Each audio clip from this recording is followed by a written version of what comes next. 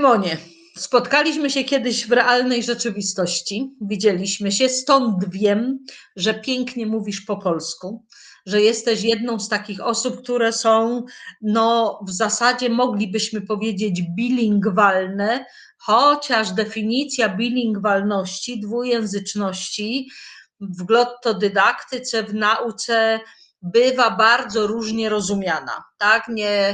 Nie każda osoba, która zna dwa języki, uważana jest za rzeczywiście bilingwalną. Wydaje mi się, że ciebie można by na każdym poziomie jako taką osobę bilingwalną traktować.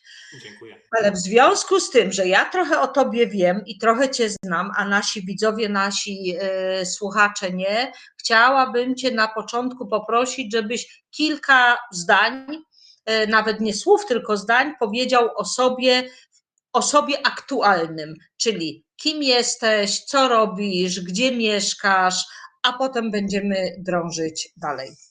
Dobrze, to dziękuję bardzo za komplement na samym początku. Nazywam się Tymon, urodziłem się w Nowym Jorku, mam niestety 40 lat, skończyłem w tym roku.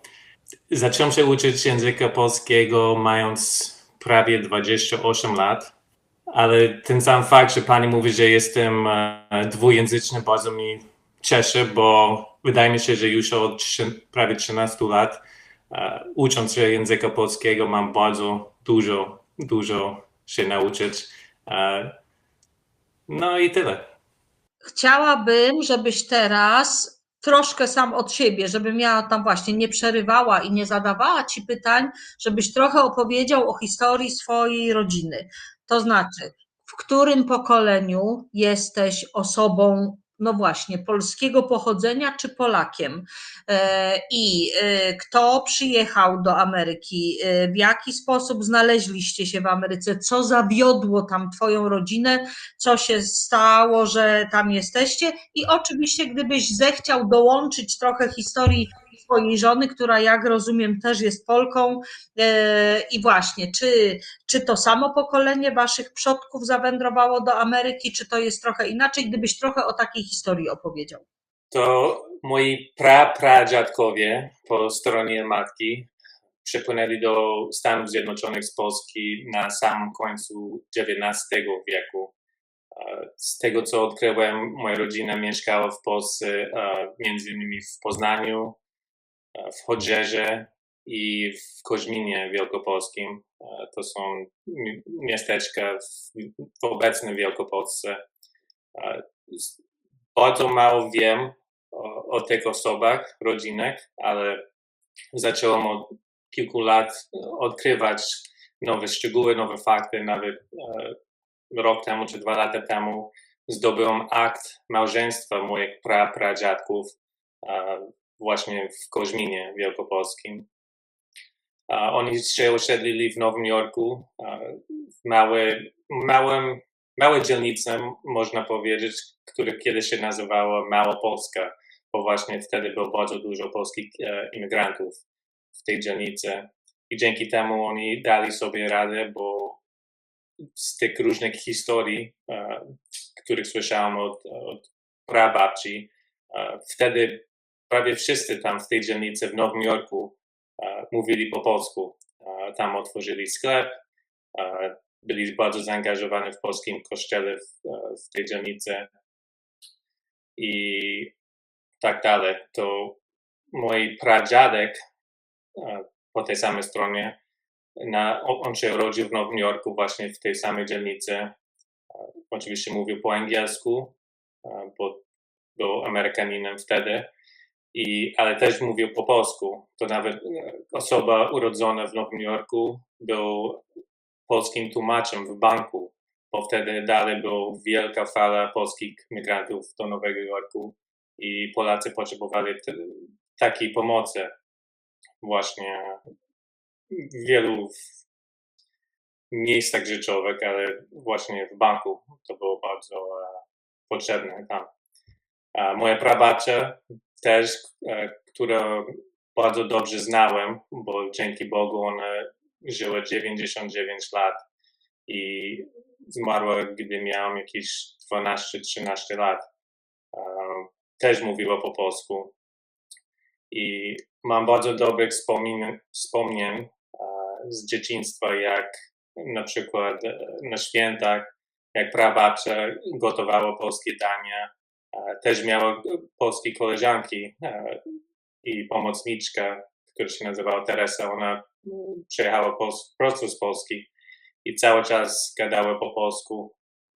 Ale nigdy ani mojej babci, ani do mojej matki, ani do mnie mówiono po polsku w domu. To ja myślę, że to pozostało w mojej głowie i zawsze miałem styczność z językiem polskim, ale nie bezpośrednio.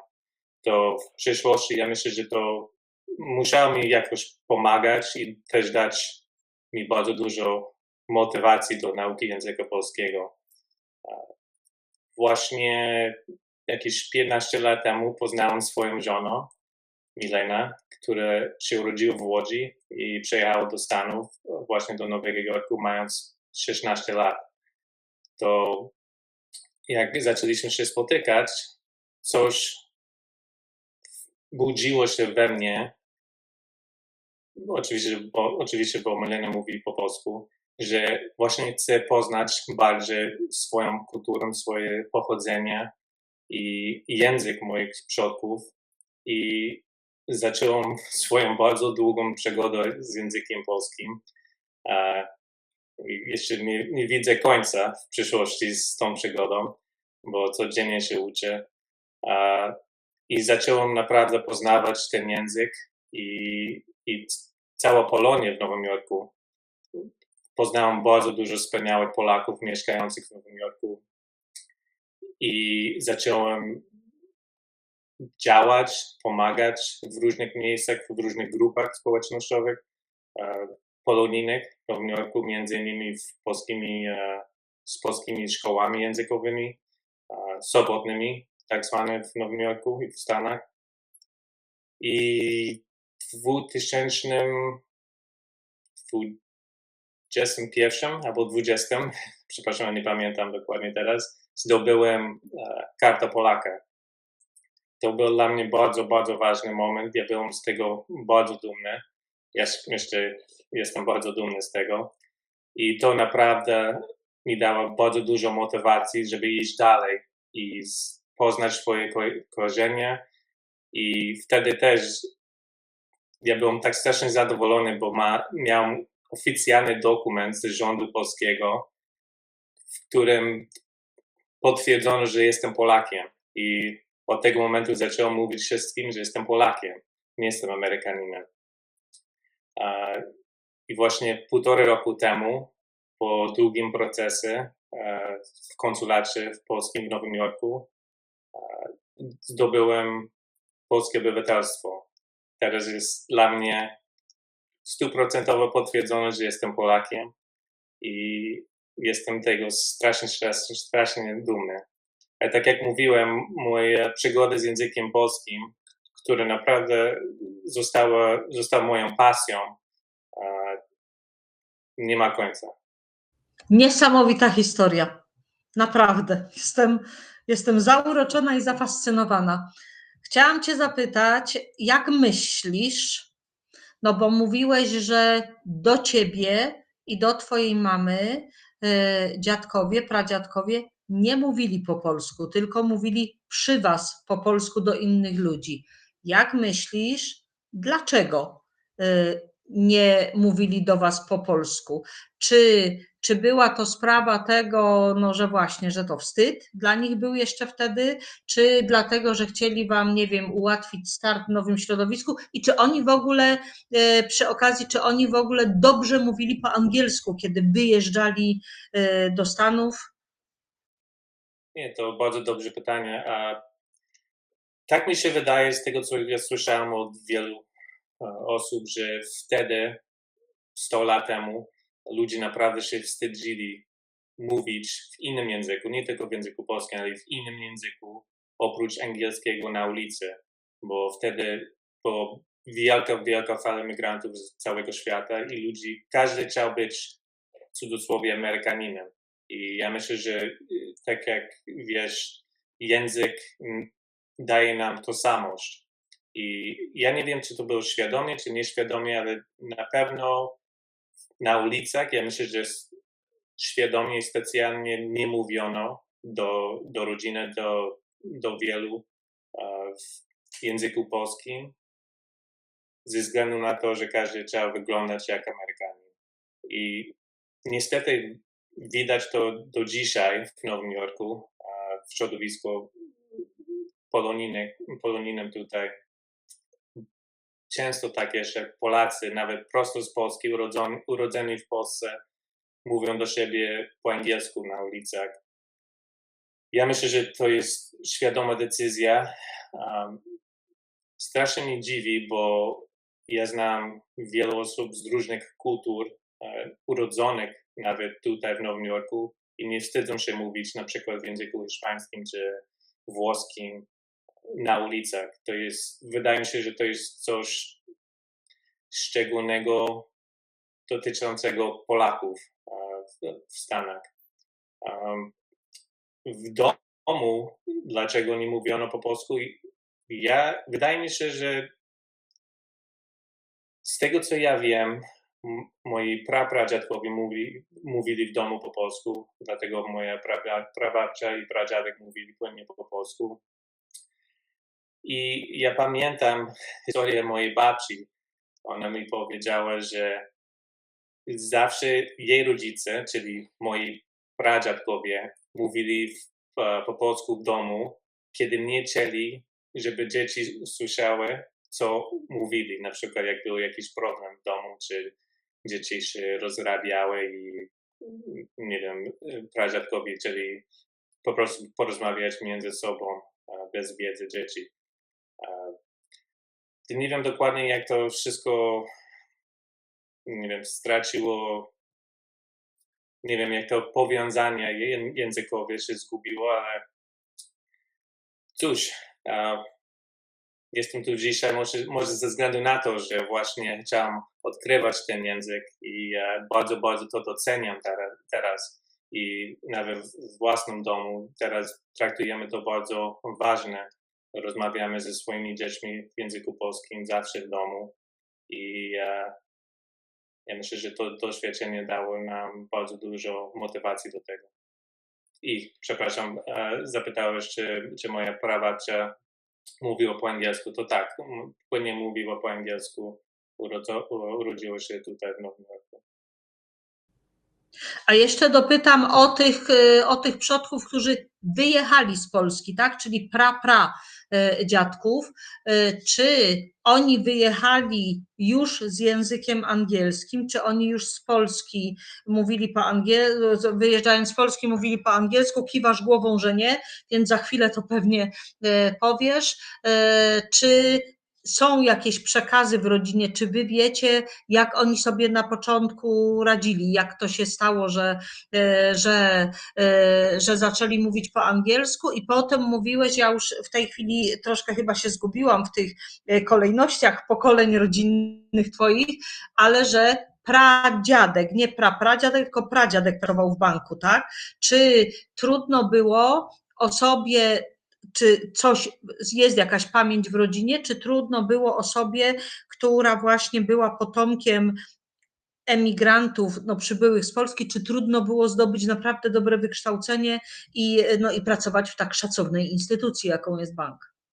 Z tego, co ja wiem, nawet słyszałem różne historyjki rodziny, że moja prababcia, która się urodziła w Polsce, jak już wiesz, w obecnej Wielkopolsce wtedy na samym końcu XIX wieku było pod okupacją pruską, to dużo osób miało przynajmniej komunikatywny język niemieckiego również razem z polskim. To moja prababcia Marianna otworzyła tutaj sklep, przepłynęła do Stanów bez wiedzy języka angielskiego, ale mówiła płynnie oczywiście po polsku i po niemiecku. I wtedy ta dzielnica w Nowym Jorku było strasznie dużo emigrantów z Polski, ale również było dużo Niemców. To co ja słyszałem, że jej sklep bardzo dobrze sobie radziło tam w sklepie, bo ona serwowała Niemcom i Polakom.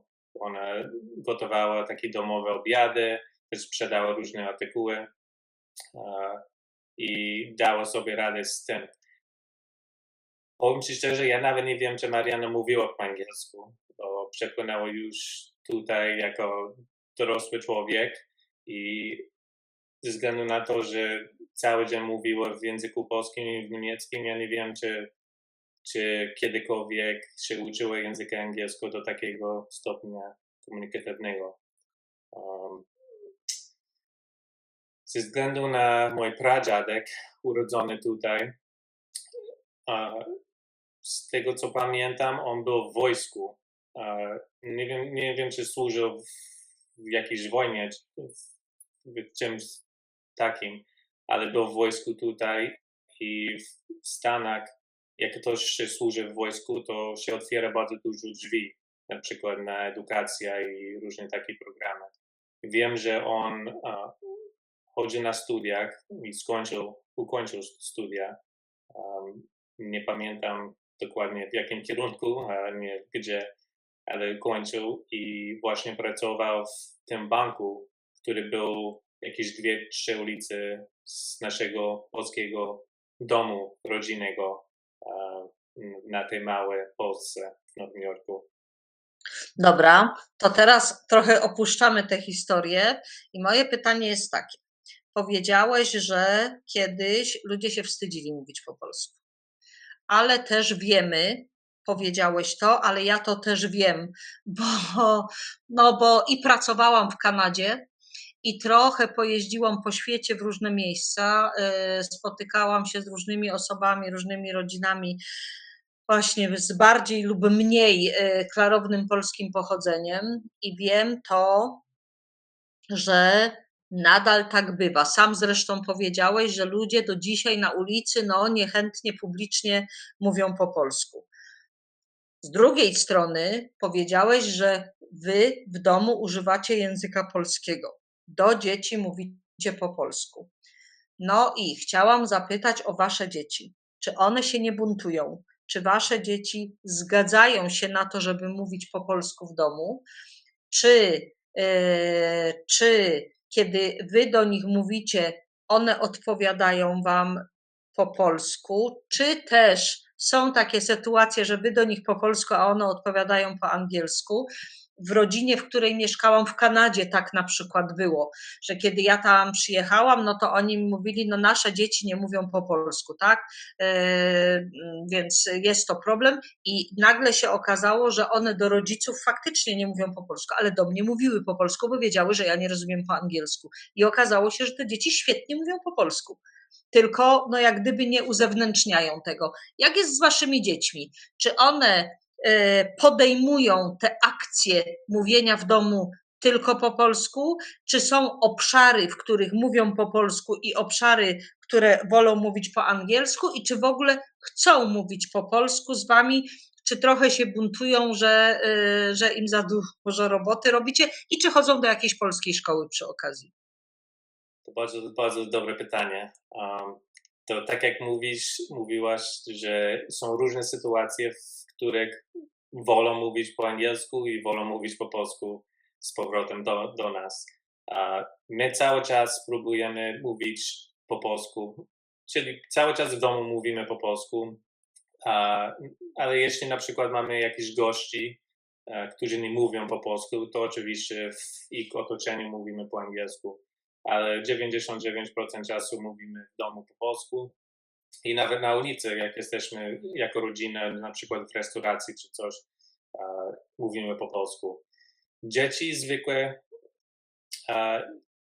różnie bywa, na przykład z naszą najstarszą, ona ma 15 lat, ona próbuje, ona prawie cały czas opowiada nam po polsku, ale oczywiście czasami, tak samo jak ze mną, ona nie zna słowa w języku polskim konkretnego przedmiotu na przykład, czy konkretnej sytuacji i mówi tym jednym słowem do nas po angielsku. ale zawsze próbujemy korzystać z takiej okazji do nauki i możemy tłumaczyć się, że tak się mówi to słowo po polsku, żebyś wiedziała, powtórzmy to i tak dalej.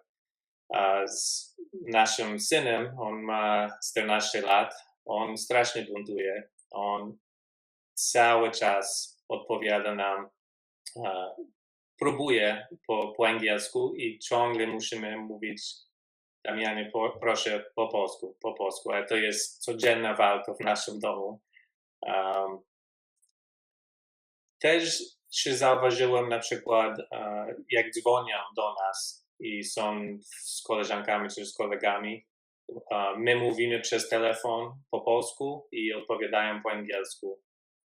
Mówią nam, że czują się dziwnie, tak dokładnie nasz syn nam powiedział niedawno.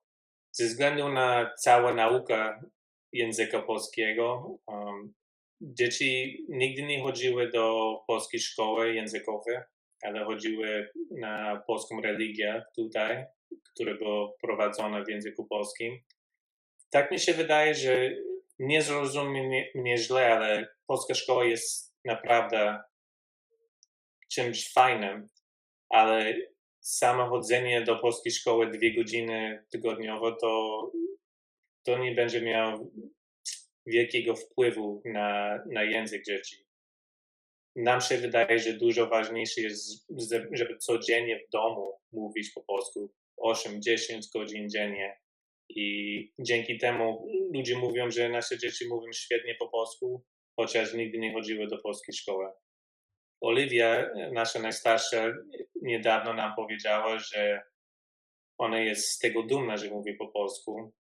Właśnie, bo poznała nową koleżankę, która jest z greckiego pochodzenia i ona chodzi do greckiej szkoły, mówi po grecku w domu. I ja myślę, że teraz ona rozumie, jak to jest naprawdę coś wyjątkowego i ona też to ma w domu, znając języka polskiego.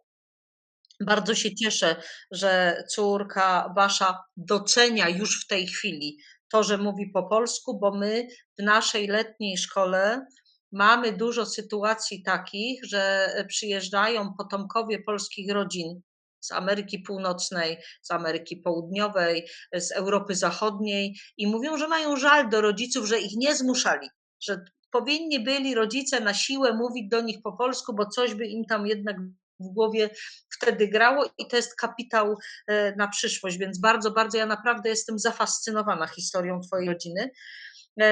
A teraz moje pytanie do ciebie. Nauczyłeś się, tak jak mówisz, mówić po polsku w dorosłym życiu, no to chciałabym jeszcze się dowiedzieć, jak z czytaniem i pisaniem. Czy umiesz dobrze, swobodnie i szybko czytać po polsku, czy jednak sprawia ci to trudność i lekturę odkładasz na bok i czy umiesz pisać swobodnie po polsku, jak odnosisz się do tych 2 umiejętności, no i w ogóle czy jest ci znana literatura polska, a jeżeli tak, to czy jednak w przekładzie na język angielski, czy sięgasz do polskiego i czy sprawia ci przyjemność czytanie polskich książek? Tak mi się wydaje, że bardzo dobrze czytam i piszę w języku polskim. Ja już odkąd potrafiłem, może jakieś 9-10 lat temu, czytać po polsku. Ja tylko i wyłącznie kupuję książki w języku polskim. Wydaje mi się, że te lektury są w takim może staropolskim, nie wiem, nie w dialekcie, ale w języku i to zajmie troszkę więcej czasu do czytania, może wolniej czytam, ale na przykład ja bardzo lubię czytać powieści w języku polskim, na przykład Remigiusz Mróz, Katarzyna Bond i taka literatura. Nawet tutaj mam gdzieś pierwsza książka, którą przeczytałam w języku polskim, to powieść Dziewczyna z pociągu, bo moja też mi kupiła, jak byliśmy w Polsce. i bardzo doceniam tę książkę aż do dzisiaj, bo to mi przypomina, jak daleko ta przygoda była i ta podróż językowa. I naprawdę staramy się w domu czytać w języku polskim, oglądać prawie wszystko na Netflixie czy gdziekolwiek w języku polskim. Jeśli chodzi o pisanie, moja żona i ja piszemy do siebie w SMS-y w języku polskim. Ja nie mam wielu okazji w ogóle pisać, na przykład długie eseje i papiery w języku polskim, ale może kiedyś bardzo bym chciał się rozwijać ze względu na to. Użyłeś takiego wyrażenia, że Polonia to i tamto.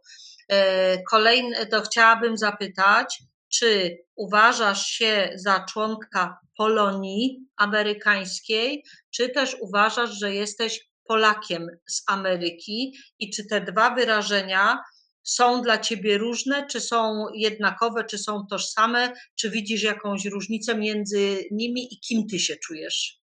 Powiedziałbym, że na samym początku, na przykład zanim nawet zdobyłem kartę Polaka, ale już wtedy mogłem komunikatywnie mówić po polsku, rozmawiać z Polakami. Powiedziałbym wtedy na pewno, że czułem się jako członek Polonii, ale odkąd zdobyłem kartę Polaka i otrzymałem polskie obywatelstwo, ja już czuję się 100% Polakiem. Mówię wszystkim, że jestem Polakiem. Oczywiście, że urodziłem się tutaj w Stanach Zjednoczonych i mam amerykańskie obywatelstwo, ale to moja cała kultura, moja cała tożsamość jest polską.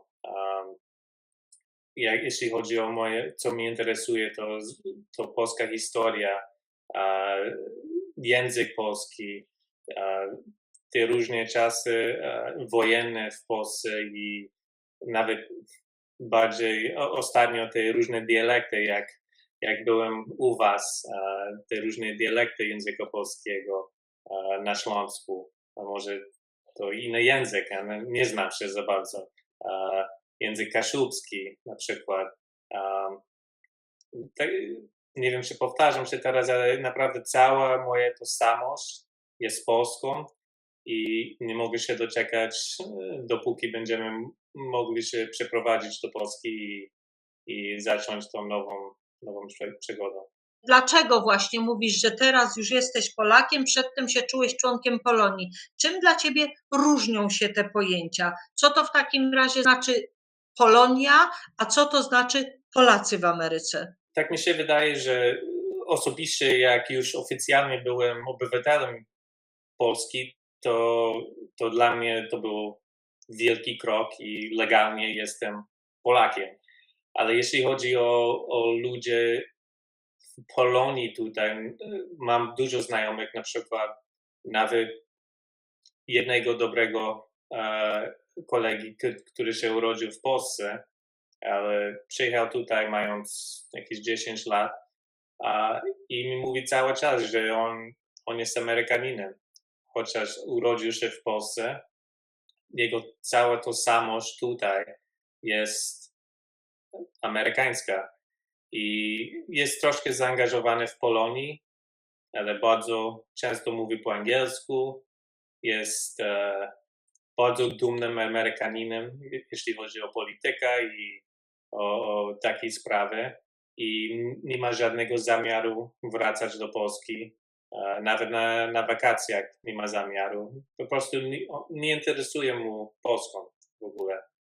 To wydaje mi się, że przynajmniej w mojej głowie ja tak definiuję ta różnica między bycie członkiem Polonii, bycie Polakiem, że jako Polak, Polska i moją polską tożsamość zawsze jest na pierwszym miejscu. I dla członków Polonii to jest albo na drugim, albo na trzecim miejscu.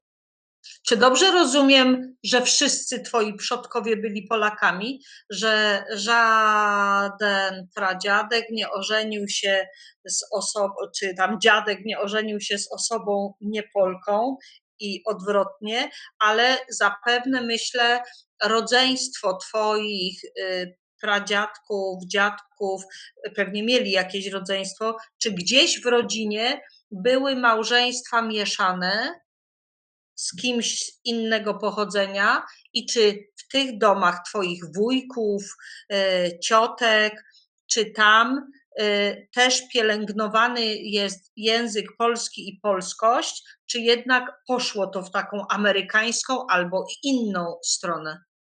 Nie, bardziej skomplikowane jest, ale spróbuję tłumaczyć. To po tej stronie matki moi prapradziadkowie się urodzili w Polsce. Wszyscy 4 urodziło się w Polsce i przepłynęło tutaj do Stanów. Moi pradziadkowie urodzili się w Nowym Jorku, ale mówili po polsku. Potem dziadkowie, moja babcia jest córką tych polskich pradziadków i też babcia urodziła się w Nowym Jorku. Jej mąż, czyli mój dziadek, jest z irlandzkiego pochodzenia. To jeśli chodzi o krew, po stronie matki mam 50% polskiej krwi, a po stronie mojego ojca, mój ojciec jest irlandzkiego pochodzenia 100%. To jego rodzina przypłynęła do Stanów mniej więcej w tym samym czasie, na końcu XIX wieku. Ale oni mieli, powiedziałbym, że przewagę, bo mówili już w języku angielskim, bo byli z Irlandii. Wtedy był zmuszony język angielskiego, bo oni też byli pod okupacją angielską wtedy. I teraz chciałabym w takim razie, żebyś dopowiedział, to w takim razie, jeżeli, bo ja też mam bardzo skomplikowaną historię rodzinną, tak, śląsko-polsko-niemiecko-czeską, więc to tutaj na Śląsku to też bardzo było skomplikowane, to chciałabym, żebyś teraz dopowiedział, co w takim razie przeważyło, co się stało, że z tych możliwych tożsamości, tak, no bo irlandzka tożsamość jest też bardzo atrakcyjna, tak? W Polsce modne to w tej chwili jest, żeby właśnie tę irlandzką tożsamość też rozważać. Co w takim razie stało się, że spośród tych 2 możliwości ty wybrałeś i poszedłeś w kierunku polskim, a nie irlandzkim? Bardzo, bardzo dobre pytanie. To w mojej sytuacji tak mi się wydaje, że ze względu na to, że moja rodzina, czyli rodzina mojej matki po tej stronie jest wielka i odkąd byłem mały, ciągle się spotykamy na świętach i na różnych wydarzeniach. Jesteśmy bardzo, bardzo bliski siebie. A niestety po stronie ojca mój tata miał dużo mniejszą rodzinę i niestety nie trzymali się razem zbyt wielu i nie miałem dużo styczności z tą rodziną irlandzkiego pochodzenia. Pamiętam, tak jak wspomniałem wcześniej, na świętach, jak byłem młodszy, na przykład na Boże Narodzenie, na świąteczne wielkanocne, zawsze się spotykaliśmy z moją polską rodziną i zjedliśmy polskie potrawy i była ta cała polska kultura oprócz języka polskiego. Mówiono w naszym kierunku, ale te wszystkie potrawy świąteczne i ja myślę, że później w życiu, jak zacząłem naprawdę się uczyć języka polskiego i traktować to bardzo poważnie, bo jednocześnie próbując odkrywać swoją tożsamość, swoje pochodzenie, wydaje mi się, że tylko i wyłącznie mi brakowało tego języka polskiego, żeby to wszystko połączyć razem, żeby zrobić komplet Polaka w moim przykładzie. Na twoim przykładzie widać, że a może jeszcze bardziej chyba myślę na przykładzie twoich dzieci, bo ty się polskiego nauczyłeś w dorosłym życiu, kiedy już byłeś wykształcony. Czy mógłbyś powiedzieć, że mówienie w etnicznym, rodzimym, domowym języku nie przeszkadza człowiekowi, żeby osiągnąć sukces, zrobić karierę w kraju, w którym mieszka, który jest krajem dookoła angielskojęzycznym? Czy masz poczucie, bo często się tak mówi, tak? Nie będziemy do dzieci mówić po polsku, wolimy po angielsku, bo dzięki temu zapewnimy im lepszy sukces, będą się lepiej uczyły w szkole.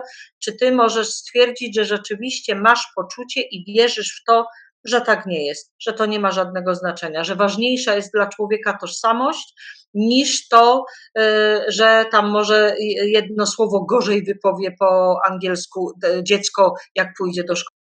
Nie, zgadzam się z tobą. Ja myślę, że to dużo ważniejsze, żeby byli dwujęzyczni i mówili po polsku. Ja nie jestem naukowcem, ale wszystko, co przeczytałem w internecie, że dzieci, które mówią przynajmniej w drugim albo w kilku językach, ich mózgi lepiej się rozwijają i mają lepsze zdolności do nauki niektórych przedmiotów, na przykład języków. Ja myślę, że żyjemy w zupełnie w innych czasach teraz. W Stanach to jest coś cennego. Jak ktoś na przykład na swoim CV ma napisane, że mówią w drugim języku albo w trzecim języku, mogą naprawdę się odróżnić, na przykład jak szukają jakiejś pracy.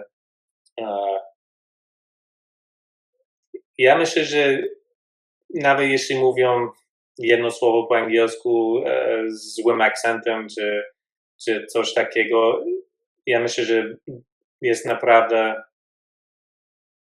warto jest naprawdę mówić po polsku w domu. Ja nie widzę wielkich przeszkód do tego. Gratuluję twoim dzieciom, że mają takiego mądrego tatę. Dziękuję. Na koniec tak hasłowo, gdybym mogła zapytać, czym jest dla ciebie język polski, czym jest dla ciebie polskość, czym jest Polska, czy mógłbyś takie emblematy jakieś przyłożyć, czym to dla ciebie jest rzeczywiście, albo też z czym ci się kojarzy, co jest pierwszym skojarzeniem takim dawniejszym czy współczesnym? Na 100% każdy, który mnie zna, wie, że język polski jest moją pasją. Codziennie pracuję nad swoim polskim. Tak jak mówiłem wcześniej, jest długa droga przede mną. Nie spocznę, dopóki mówię 100% bez akcentu. Polska dla mnie symbolizuje naprawdę, kim jestem, skąd pochodzi moja rodzina. Ciekawe jest na przykład, jak jestem w Polsce, szczególnie w tych miasteczkach, w których żyła moja rodzina. Próbuję sobie wyobrazić, jak to było, jakbym mógł wtedy mieć rozmowę ze swoimi przodkami w języku polskim. I może to brzmi banalne, naprawdę, to jest tam, gdzie leży moje serce. Coś mi naprawdę, tak jak magnes, mnie przyciąga do Polski. Czasami nawet nie mogę tego opisać, ale tak, wydaje mi się, że to chodzi o moją rodzinę i moje korzenie. Potrawa, która ci się z dzieciństwa kojarzy jako polska? Dla mnie to było biała kiełbasa. Moja praca gotowała. Nie wiem, czy to był naprawdę przepis polski, ale zawsze w wodzie po prostu zagotowała biała kiełbasa i zjedliśmy z musztardą. A na Boże Narodzenie było coś ewidentnie polskiego, nie wiem, na choince? Była to inna choinka niż u twoich kolegów? Inne jedzenie na stole? Nie pamiętam, że choinka była inna. Chyba choinka była bardziej bardzo podstawowe w cudzysłowie. A jeśli chodzi o potrawy, to było dużo takich potraw, na przykład karp i takie rzeczy, nie pamiętam dokładnie. I tak jak mówię, nie wiem, czy to było 100% polskie, bo już rodzina była tutaj długo, ale wydaje mi się, że oni próbowali jakoś utrzymywać to, tożsamość polską. Jeszcze raz na koniec naszej rozmowy, już teraz będąc z Tobą na ekranie, jeszcze raz powtarzam, gratuluję Twoim dzieciom, że mają tak mądrego tatę, który rozumie, na czym polega wielokulturowość, wielojęzyczność, jakie to bogactwo jest dla dzieci, że mogą coś takiego wynieść z domu, że nie muszą się tego w dorosłym życiu uczyć. Gratuluję i bardzo, bardzo jestem szczęśliwa, że mogłam Cię poznać i że mogliśmy odbyć tę rozmowę.